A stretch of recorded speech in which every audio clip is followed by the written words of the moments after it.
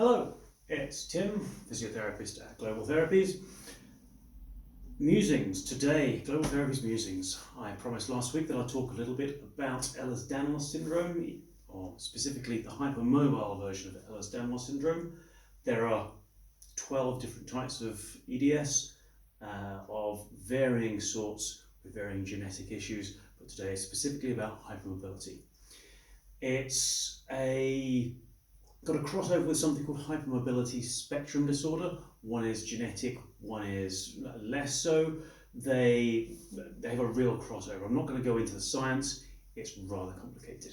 However, you do need to know that if you have one of these two things, you have an issue with collagen potentially. Generally, the people like this are hyperflexible. They may also have depression, they may also have pain syndromes, Crohn's disease, this kind of thing. So it's something that affects the entire body. When people come to a physio with things like this, they tend to be very, very able to move in fantastic positions, but don't have a great amount of control. Had a little bit of a case study. I was talking with somebody earlier on today. I saw her a couple of years ago. She's very happy for me to talk to you about her. She was in her late 20s when she came to see me, walked through the door. We knew that she had been diagnosed with hypermobility spectrum disorder. She walked in through the door with 2 sticks, covered in kinesio tape, and was very gingerly moving, didn't like moving at all. She was in fact scared to move. She'd seen a number of different practitioners over the past few years, and with her hypermobility, she was effectively told to be worried about moving. She was scared to exercise, she was scared to play computer games in case her thumbs hurt too much, and was in a real spiral of less movement, less muscle strength, atrophy, more pain, and ever decreasing amounts of strength, ever decreasing amounts of confidence, and increasing amounts of depression and unhappiness. It's a really fatalistic kind of pit of despair she was in. She was told she was broken, effectively. What do you do when somebody turns up like that, who walks in with in her late 20s? It was quite mind-blowing to me.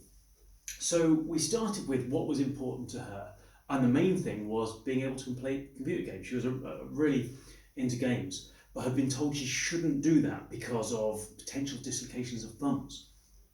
So we started off with movement optimism, as Greg Lynne calls it. What do you want to do? What can you do now? And how can you get from what you can do now to what you want to do?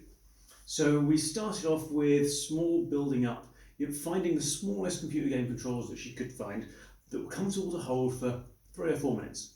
Just play a couple of rounds of Street Fighter or Tekken or something like that, just to get back used to the movements again. Put the game down, go away and do something else. Gradually increasing amounts of time that she could play, and then beginning to vary the types of controllers, going on to PlayStations, going on to Xboxes, things like this. She couldn't play one particular game because the controller was too big for hands, or so she had been told, because her hands would have broken.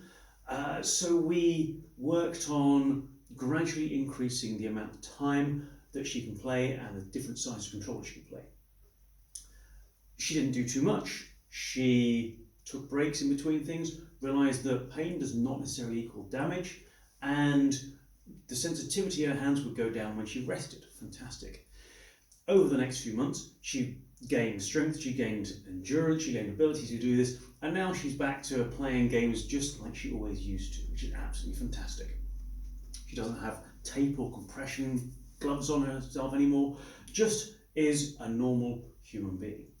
To the point where she is now taking that concept and using the same approach with her walking, with her cycling, and with her strength training, her lifting in the gym.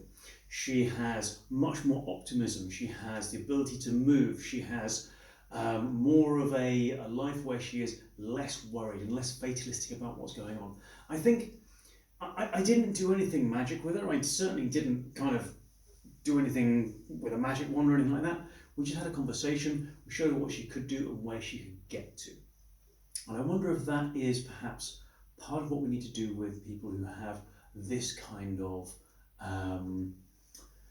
almost like a brain freeze when it comes to, oh no, this is dangerous, I can't do this, I've been told I cannot do this, and enabling them to recognize what is possible and where they can get to with their own strength.